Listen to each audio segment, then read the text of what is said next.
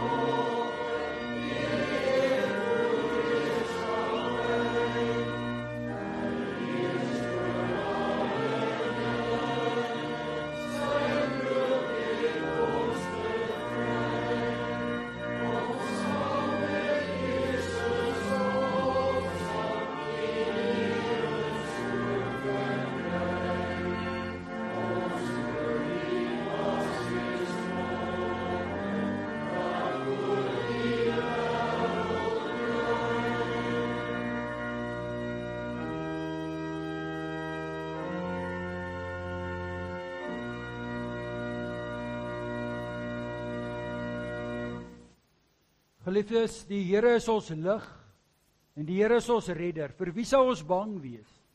Die Here is ons toevlug. Vir wie sou ons vrees? Geliefdes, genade en vrede word aan U geskenk deur ons drie-enige God. God die Vader, God die Seun en God die Heilige Gees. Amen. Gemeente, ons sing tot lof van die Here uit Gesang 422, strofes 1 en 3.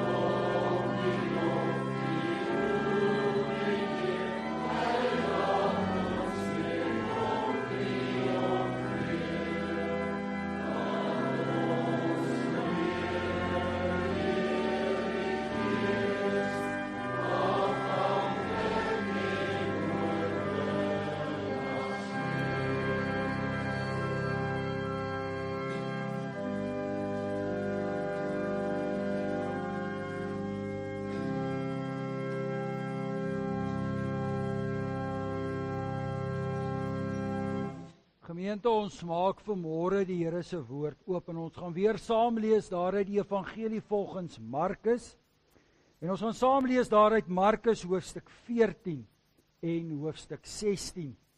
In die Kanselbybel is dit op bladsy 75. Ons lees daaruit Markus hoofstuk 14 daarvan af vers 26. Maar voordat ons saam lees terwyl ons so sit met die Here se woord geopen, kom ons sluit ons oë in gebed. Here, ons dankie dat ons vanmôre kon opstaan. Opstaan om hierdie opstanding Sondag te herdenk.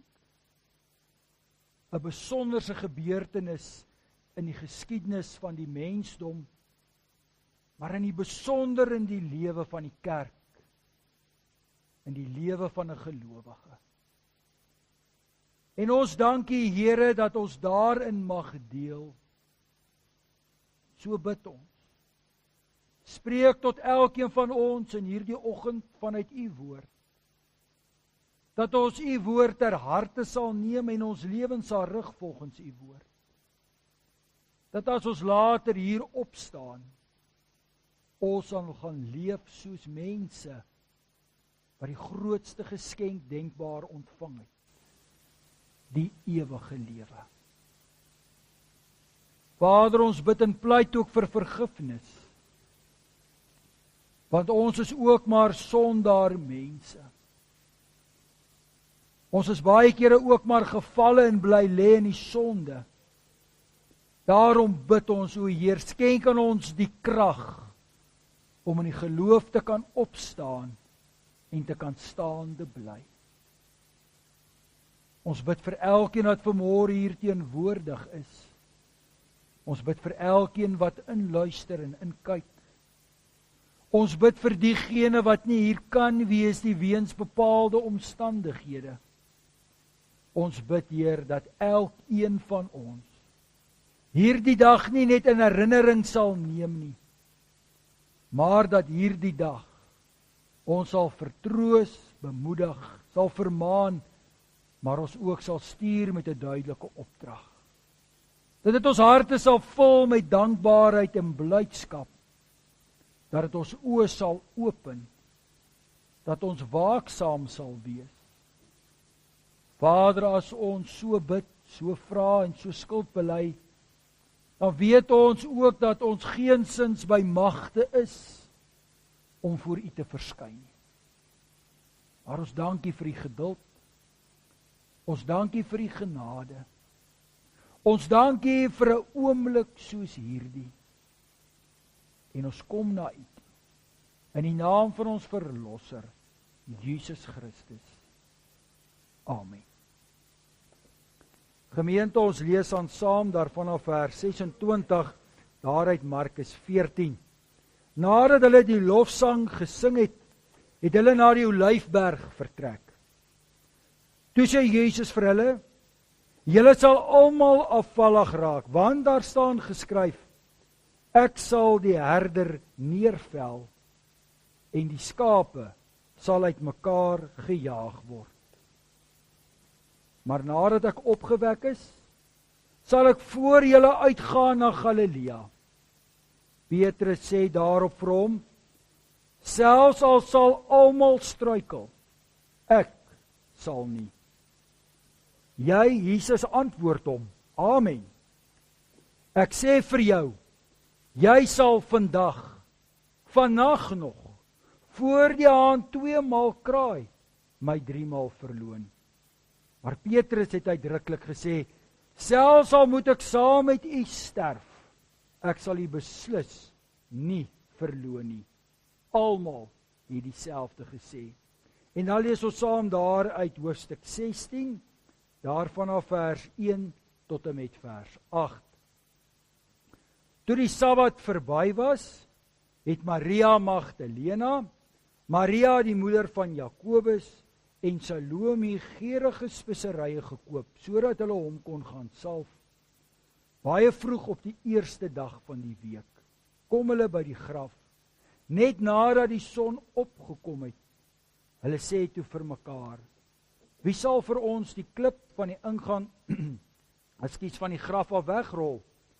Maar toe hulle opkyk, sien hulle dat die klip reeds weggerol was. Dit was 'n baie groot klip.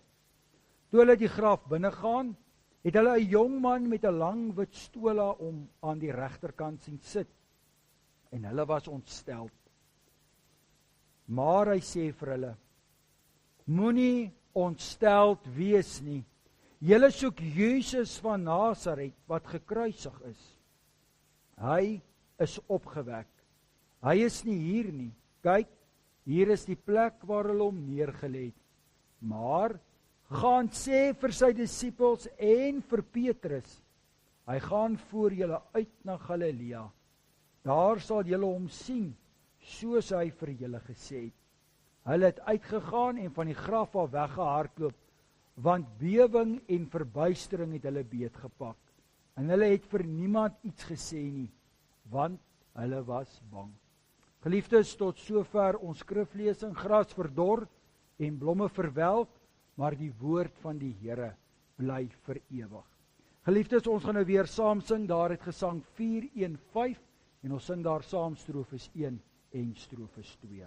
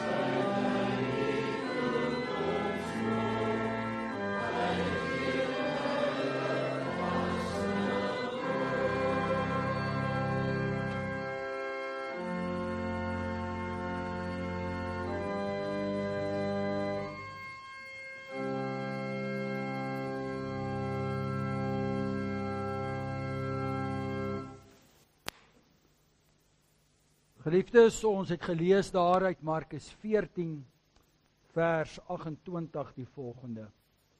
Maar nadat ek opgewek is, sal ek voor julle uitgaan na Galilea. En dan lees ons ook daar uit Markus hoofstuk 16 vers 7 die volgende. Maar gaan sê vir sy disippels en vir Petrus, hy gaan voor julle uit na Galilea. Daar sal julle hom sien, soos hy vir julle gesê het. Geliefdes in ons Here Jesus Christus, daardie Sondagmôre, daardie eerste dag van die week soos ons gelees het, toe die Sabbat verby is, met dagbreek, toe die son opkom, was daar 'n bepaalde gees in die wêreld, soos dit bekend was in daardie tyd. Die oorgrootste meerderheid het ontwaak met 'n gevoel van verligting. Ja, die man van Nasaret was stil. Hy's dood. Hy's in die graf. Die graf is verseël en die graf word bewaak. Dis verby. Ons kan asem skep, ons kan voortgaan met ons daaglikse taak.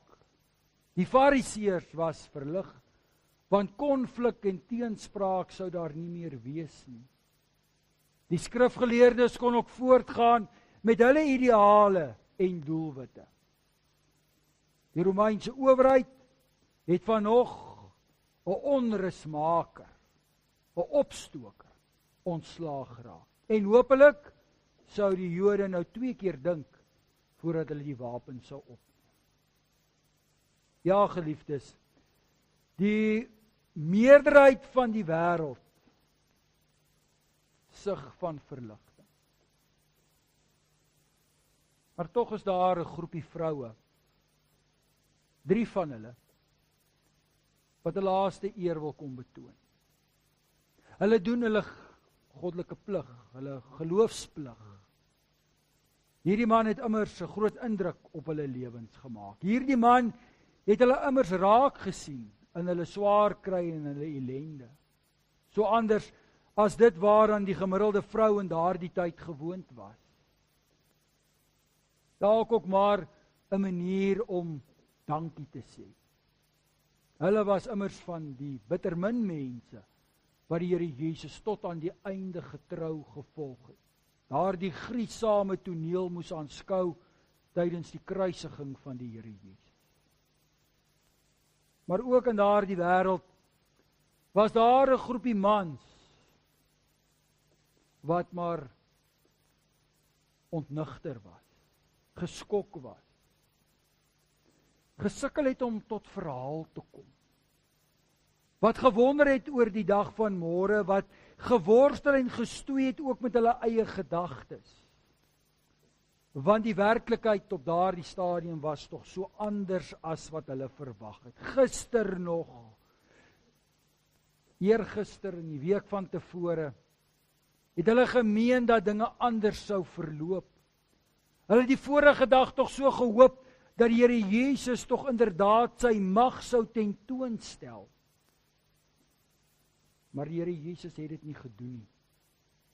Hy het gepraat van 'n opstanding, maar dit het nie gebeur nie. Hulle het so gehoop dalk dat hy van die graf, van die kruis sou afkom. Maar dit is nou al die eerste dag van die nuwe week, 'n nuwe dag, maar die Here Jesus is dood. Dalk was daar van hulle wat die graf gaan besoek het op 'n afstand. Daar was dalk ook baie ander soos hulle. Ons dink hier aan die Emmausgangers wat dit ook so verwoord en sê, ons het tog so gehoop dat hy die een sou wees. Maar nou is dit al die derde dag.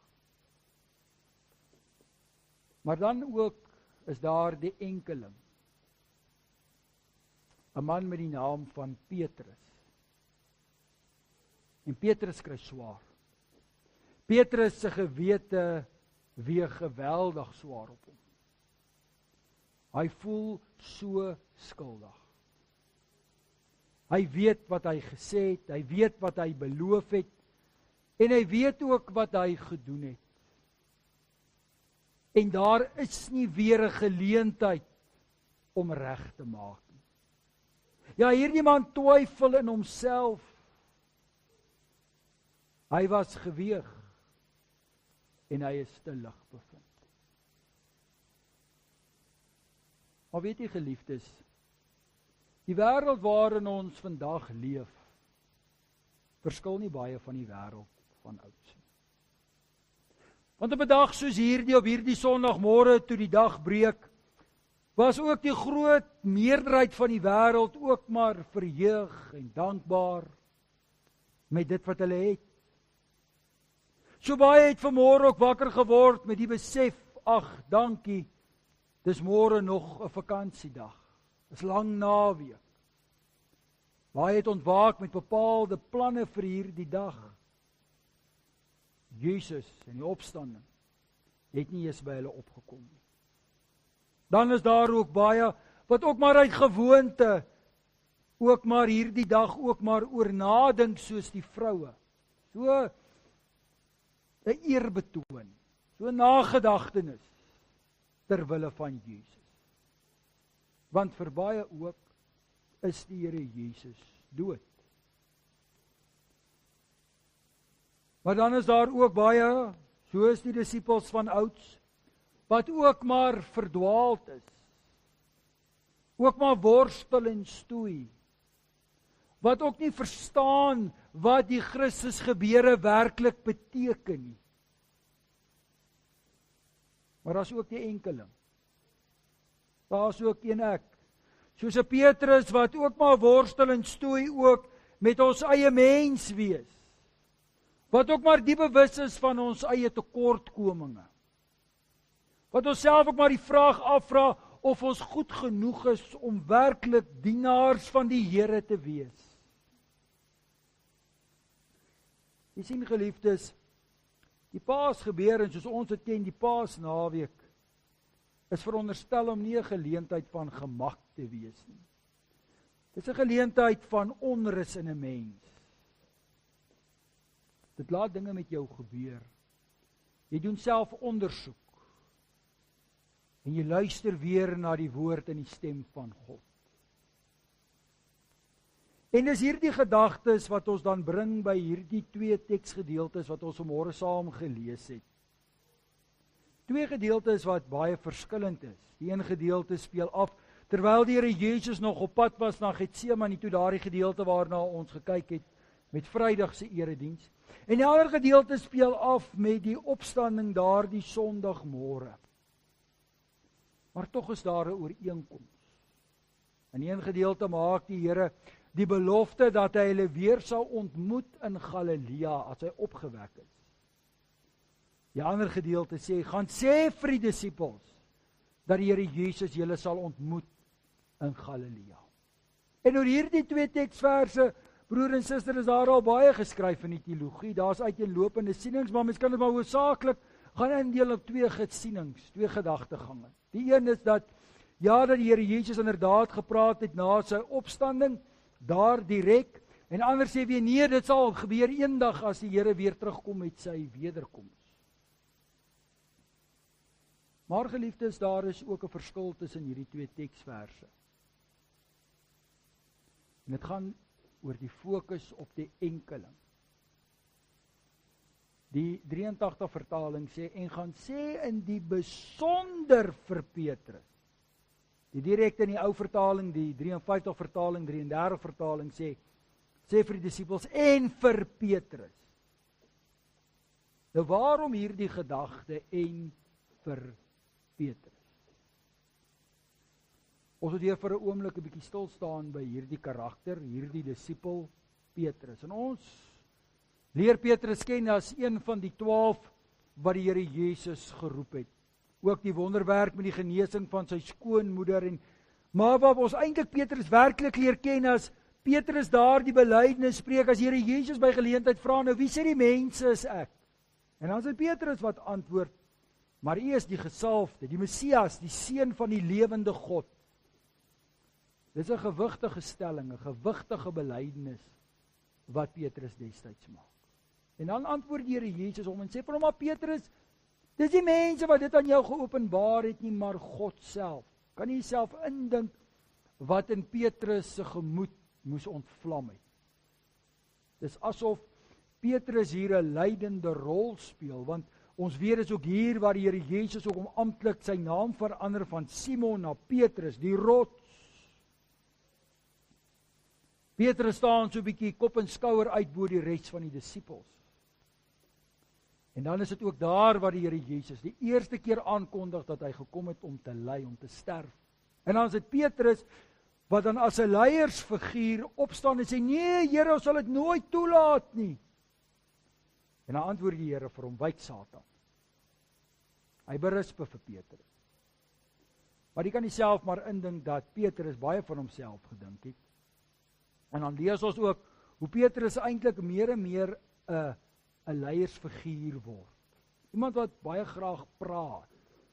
Baie kere die regte goed sê, maar ook baie kere maar impulsief optree. En dan lees ons in die besonder ook as hulle daar in Jerusalem aankom, voor die kruisgebeure. En ons weet ook daar met die instelling van die nagmaal, is dit daar waar die Here Jesus dan vir hulle waarsku, en besonder vir Judas. En Judas uitwys as die een wat hom sou verraai. En die ander disippels is daar teenwoordig, Petrus is daar teenwoordig. En nou kan ons onsself indink, nadat hulle afsluit en op pad is daar na die Olyfberg, het hulle dalk heel waarskynlik met mekaar gepraat, want toe was Judas nie meer saam met hulle nie. Dalk het hulle vir mekaar gesê, waar is Judas? Dalk het hulle gesê, ja, maar dis omdat die Here hom nou eintlik 'n bietjie beledig het. Dalk kry Judas skaam. En dalk het hulle Judas dalk 'n bietjie bespreek. En dan wat die Here Jesus omdraai en vir hulle sê, maar julle elkeen gaan my in die steek laat. Direkte Afrikaanse vertaling sou ons kon sê, ja, julle elkeen gaan my nog in die rug steek. Julle is nie veel beter as Judas nie. En dan is dit weer Petrus wat hierdie woord spreek. Ja, Here, jy kan maar met hierdie klomp praat. Hierdie klomp broers van my. Ek hoor wat jy sê, maar nie ek nie. Ek sal nie in die steek laat. Jy kan op my reken. Onthou, dink terug aan die belydenis wat ek gemaak het. En dan spreek die Here Jesus vir Petrus aan en sê, jong Petrus, hy sê amen. Ja, dit sal so wees. Julle gaan my in die steek laat. Maar jy, Petrus, gaan 'n bietjie erger. Jy gaan my verloon. 3 keer. Voordat jy aan die tweede keer kraai. En dan sê Petrus wat weer sê, nee Here, U maak 'n fout. Al moet ek saam met U sterf. Ek sal U nie in die steek laat. En Petrus natuurlik baie vol van homself, en dan lees ons die gedeelte wat ons Vrydag onder oë gehad het. En ons lees dat Petrus ook die een is wat nie waaksaam is nie. Hy raak ook aan die slaap. Hy raak ook moeg. Maar dan is dit asof Petrus tot verhaal probeer kom. As die Here Jesus hulle wakker maak en hulle sê, kom, die man is hier en hulle word wakker, jy kan nie self dink in die gees is oog. Hier is die tempelpolisie en hier is Judas en ou Petrus is natuurlik skrik en hy's half so deur die slaap. En dan dink hy sekerlik terug aan die woorde en die beloftes wat hy gemaak het en dit pla hom en dan gryp hy na sy swaard en hy kap ou Malgus se oor af. Met ander woorde, dit wat hy sê, dit bewys hy. Hy tree in vir die Here Jesus. Hy gryp na die swaard.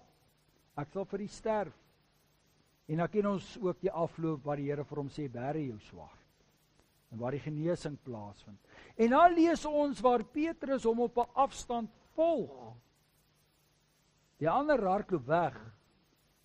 Maar Petrus volg die Here Jesus. Hy hou 'n afstand. Sekerlik was hy ook maar by homself gedink, gesoek na 'n geskikte geleentheid om in te tree of om die Here Jesus te help, te ondersteun. En terwyl hy daar in die binneplaas van Kajafas staan, word hierdie Petrus dan gekonfronteer met sy identiteit. Hy probeer homself eintlik wegsteek. Dalk heel waarskynlik besig aan planne maak hoe hy die Here Jesus kan help, kan ondersteun. En dan is 'n gewone ou diensmuisie wat vir hom sê, maar jy is mos 'n Galileër. Interessant, 'n Galileër. Kan dit ons hoor in jou aksent, in jou klere dra. Jy's nie van die mense hier plaaslik nie. Jy's nie deel van die tempelpolisie nie. Wat soek jy hier? En dan ontken Petrus dit. En dalk heel waarskynlik ook uit goeie rede. Hy wil nie sy identiteit hier laat ontdek nie. Hy is nog vol voorneme om die Here Jesus te help, maar so selfgesentreerd, so gefokus op sy eie kragte en vermoëns, besef hy nie dat hy besig is om die Here Jesus te verloon nie. Hy sê, ek ken die man nie. En hy doen dit vir 'n tweede keer. En die derde keer lees ons in die Griek, het hy selfs gevloek en geskel. Ek ken die man nie. Los my nou. En dan kraai die haan. En dit ruk vir Petrus tot stilstand, tot 'n diepe besef. En dis op daardie oomblik, soos ons lees in die ander evangelies, waar die Here Jesus uitkom, daar in die binneplaas, na die verhoor, en hy Petrus raak sien. En hy kyk vir Petrus in die oë, en dan lees ons het Petrus bitterlik gehuil, want Petrus het geweet, dat dit wat die Here Jesus gesê het, het waar geword, en hy het misluk. Hy het die Here Jesus inderdaad in die rug gesteek. Hy is nie waardig om 'n disipel te wees nie. En nou kan jy self indink, as ons terugkom na daardie Sondagmôre, waarmee hierdie man moes worstel. Kortom, ek is nie 'n goed genoeg gelowige nie. Ek het die Here gefaal, ek het myself gefaal, ek verdien niks, en dalk, weet jy, dit word nie geskryf nie, maar dalk het van dieselfde gedagtes by hom opgekom as die wat ons gekry het by Judas. Maar Petrus sien ook nie daarvoor kans. En dan kom daar die vroue by die graf, en ons lees, 'n engel wat daar is, die wit stola, soos ons lees hier in die direkte vertaling, dit was maar so wit gewaad gewees, as 'n teken van reinheid en heiligheid, sê dan, julle soek Jesus van Nasaret. Interessant, die verwysing na Jesus van Nasaret. Die vraag wat gevra sou word, kan daar ooit iets goeds uit Nasaret uitkom? Daardie duidelike vernedering, hierdie man van Nasaret, julle soek hom, maar hy's nie hier, want hy's opgewek. En dan die opdrag, gaan sê vir die disippels, maar in die besonder, soos die 83 vertaling sê, soos ons gelees het, en vir Petrus. Hy gaan julle ontmoet in Galilea, soos hy gesê het. My broer en suster, in 'n tipiese film in vandag se tyd, en ek dink aan 'n spesifieke film van 'n baie bekende akteur, waar die skurke hom ook gelos het vir die dood. En dan is hy nie dood nie, en dan kom hy terug, en op 'n stadium kom die boodskap dan by hierdie skurke uit, maar die ou sê, hy kom vir julle. Sê maar, is dit die regte persoon, het jy die boodskap reg gehoor, want die persoon is dan dood, dit kan tog nie wees nie, en dan weet hulle, hierdie ou gaan hulle een vir een kom uithaal, en hy doen dan ook. Daar's baie films met hierdie tema. En onmiddellik sou 'n mens daar kon dink, hierdie boodskap aan Petrus dalk iets soortgelyk. Die Here kom vir jou. Gaan sê vir Petrus, ek kom. Maar dis nie waar nie. Dis nie so geval nie. Hierdie boodskap oorval nie vir Petrus met vrees en angs nie. Want die Here het dit vir hom voor die tyd gesê, en daardie ontmoeting tussen die twee daar in die binneplaas van Kajafas was 'n besonderse oomblik. Dis op daardie oomblik wat Petrus besef het wie hy is, en dat die Here geweet het wie hy is, maar ook wie Jesus is. Daardie belydenis wat hy gespreek het, dit was waar. Mense het dit nie aan hom geopenbaar nie, dit het van God gekom. Wat gebeur hier, broer en suster? Jy sien, die opstanding het ook te maak met 'n tweede kans. In die wêreld van vandag is tweede kanse eintlik bitter skaars. Jy het in die lewe maar een kans. Dis nou. Die lewe is soms hard en genadeloos. Ja, 'n wêreld met bepaalde reëls wat ons ook maar daar geskep het. En ons weet ook in daardie tyd was tweede kanse eintlik baie skraal geweest. Daar was nie geleenthede nie. As daar tweede kanse gegee is, het dit van God gekom. As ons gaan kyk na die Ou Testament, ons dink maar ook maar aan bekende figure. Een van die figure wat nogal uitstaan, as mens dink aan mense kinderjare, was ou Samson geweest. Daar aan die einde van sy lewe as hy 'n tweede kans kry om daardie tempel op die klomp Filistyne om te trek, daardie pilare mekaar te trek. Maar daar's baie ander figure. So nou hierson 'n paar met 'n oordenking nou die dag verwys na ou Dawid met Nathan, was 'n tweede kans. Ons dink aan Moses wat gevlug het nadat hy moord gepleeg het, kry 'n tweede kans. En so is daar talle voorbeelde uit die Ou Testament. Maar as ons eerlik is, het baie van hulle tweede, derde, vierde en vyfde kans gekry. Daarom is dit eintlik verwoord, eintlik nie met 'n tweede kansie, maar met 'n genadekans, 'n genadegeleentheid, 'n genade oomblik. En hierdie opstandingsgebeure is nie net so 'n algemene gebeurtenis wat aan herinnering geroep moet word nie. Dis 'n gebeurtenis wat ook die enkeling in sy menswees kom aangryp. Mens dink aan daardie woorde uit Jesaja 41 en 43, waar die Here ook sy volk aanspreek in 'n persoonlike vorm. Maar jy is die een wat ek uitverkies het, wat ek van die uithoeke van die wêreld afgeroep het. Vir jou het ek uitverkies. Jy is my dienaar. Ek het jou nie verwerp nie. Moenie bang wees nie, want ek is met jou. Ja, God is ook 'n persoonlike God. En die opstanding bring God baie naby aan die mens. In die besonder aan die sondaar mens. En daarom gaan dit nie so per se oor Petrus nie, want daar was 'n klomp Petrus. Ons lees dan die ander disippels het presies dieselfde gesê en in 'n sekere mate ook presies dieselfde gedoen. Maar God kom so naby deur sy seun, en in die besonder deur die opstandingsgebeure, dat hy die mens aanraak in sy worsteling en stryd. Onthou wat ons Vrydag ook gehoor het daar uit die tuin van Getsemane, waar Christus gegaan het om te bid, daardie ontmoeting tussen hom en sy Vader, dat God naby is ook in ons swaar kry en in ons lyding. Hier word dit 'n werklikheid in Petrus.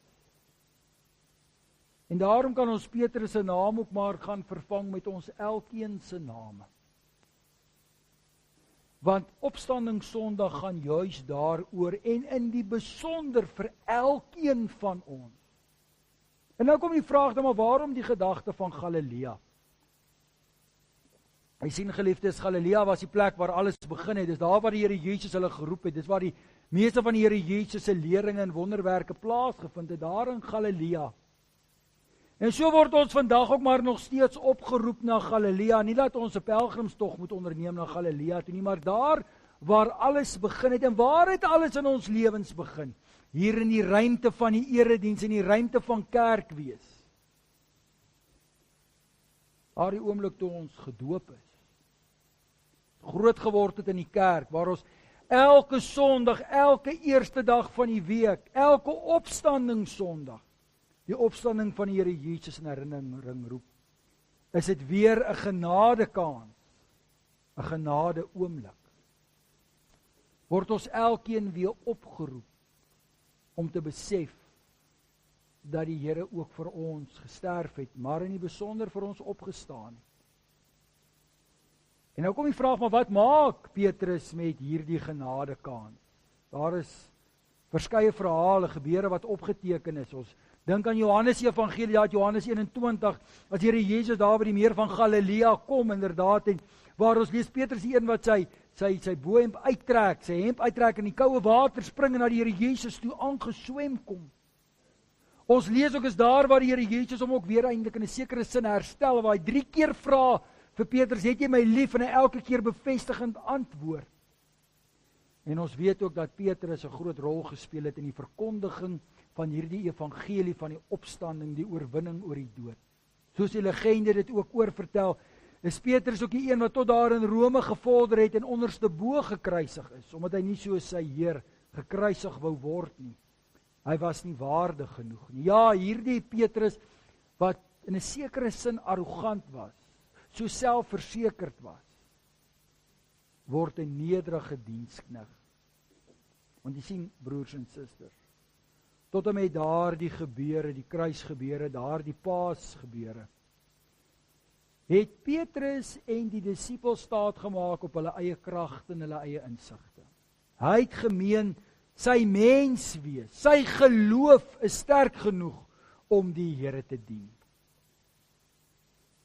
Ons moet nooit daardie fout maak nie, broer en suster. Want uit onsself is ons nooit sterk genoeg nie. Nee. Dis vanuit daardie opstandingsgebeure. Petrus sou sy krag vind in die opstandingsgebeure. Voortaan sou hy sy geloof bely vanuit daardie gebeurtes en sou hy sy krag daaruit put. Hy sou inderdaad 'n dienskneg word, 'n apostel. Maar dit sou nie net Petrus wees nie, soos ons reeds gesê, elkeen van daardie apostels, maar nie besonder die 13de apostel, as ons hom so kan noem, Paulus. Paulus wat ook 'n vervolger was van die kerk, bloed aan sy hande gehad het. Op pad na Damaskus, sou hy ook die stem van die Here hoor. Saulus, Saulus. En die Here sou hom ook herstel. Hy sou ook leef en werk vanuit die opstandingsgebeure. Nie meer vanuit sy eie krag nie, maar vanuit die genade van God. O broer en suster, op hierdie opstandingssondag is daar so baie mense wat in hierdie oggenduur bly en opgewonde en verheug is oor 'n lang naweek of oor hulle lewens en wat hulle bereik het, suksesse en so meer. Daar is so baie wat uit gewoonte en eer ook hierdie dag herdenk. Maar geliefdes, is daar ook die Petrusse en die disippels, wat ook maar baie kere ook maar struikel en voete van klei het, wat die bewus is van ons eie tekortkominge, wat ons baie kere maar baie hard is op onsself, en die wêreld kan soms hard wees, soos ons reeds gesê het, maar daar is 'n genadige God.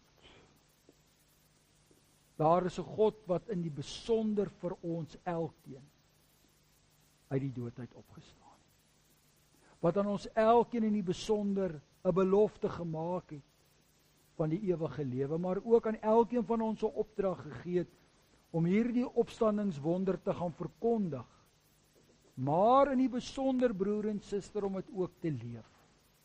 Want jy sien, elke dag is 'n opstandingswonder. Elke dag wat die Here aan ons 'n geleentheid en 'n oomblik skenk om te kan leef, is 'n genade oomblik. En daardie genade oomblik in ons lewens, elke dag, moet ons aangryp en die beste daarvan maak. Moet ons inderdaad dienaars, diensknegte wees van die Allerhoogste.